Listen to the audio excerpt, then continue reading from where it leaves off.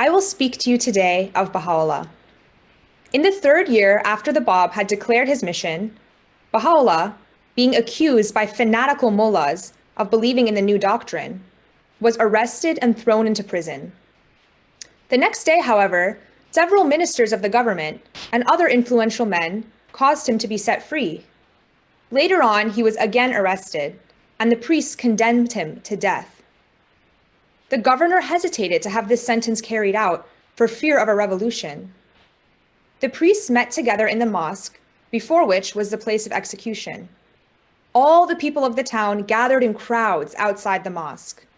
The carpenters brought their saws and hammers, the butchers came with their knives, the bricklayers and builders shouldered their spades.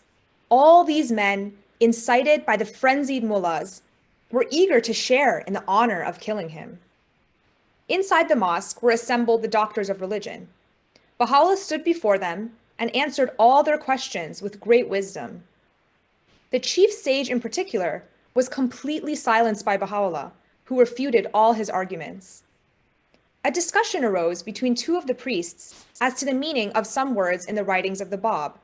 Accusing him of inaccuracy, they challenged Baha'u'lláh to defend him if he were able. These priests were entirely humiliated, for Baha'u'lláh proved before the whole assembly that the Bab was absolutely right and that the accusation was made in ignorance. The defeated ones now put him to the torture of the bastinado, and more infuriated than before, brought him out before the walls of the mosque unto the place of execution, where the misguided people were awaiting his coming. Still, the governor feared to comply with the demand of the priests for his execution. Realizing the danger in which the dignified prisoner was placed, some men were sent to rescue him.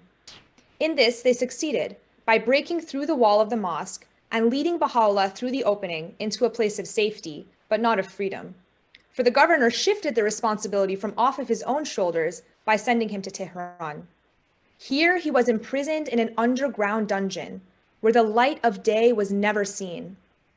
A heavy chain was placed about his neck, by which he was chained to 5 other Babis. These fetters were locked together by very strong, heavy bolts and screws. His clothes were torn to pieces, also his fez. In this terrible condition, he was kept for 4 months. During this time, none of his friends were able to get access to him. A prison official made an attempt to poison him, but beyond causing him great suffering, this poison had no effect. After a time, the government liberated him and exiled him and his family to Baghdad, where he remained for 11 years.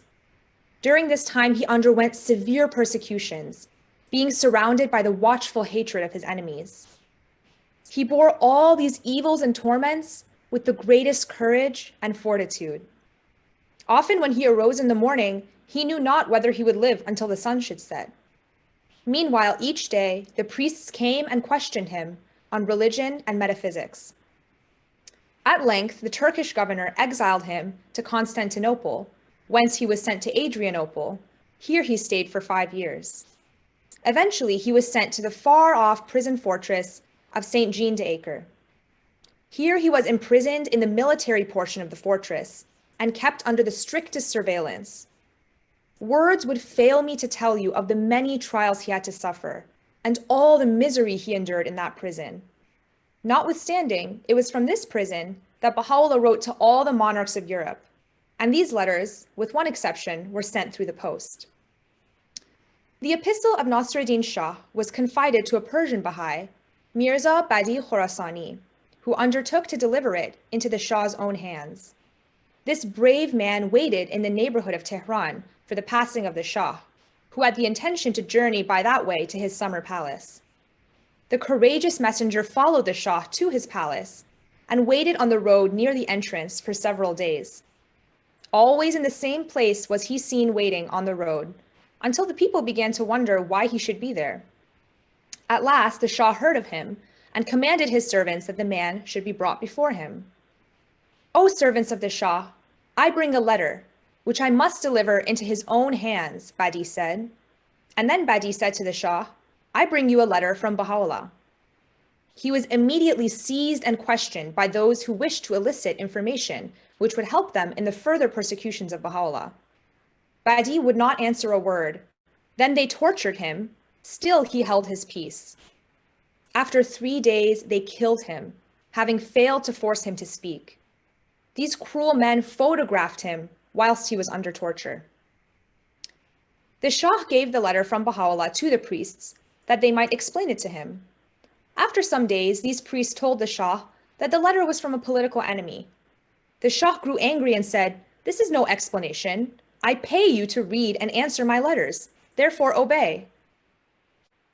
The spirit and meaning of the tablet to Nasruddin Shah was, in short, this: now that the time has come, when the cause of the glory of God has appeared, I ask that I may be allowed to come to Tehran and answer any questions the priests may put to me. I exhort you to detach yourself from the worldly magnificence of your empire. Remember all those great kings who have lived before you? Their glories have passed away.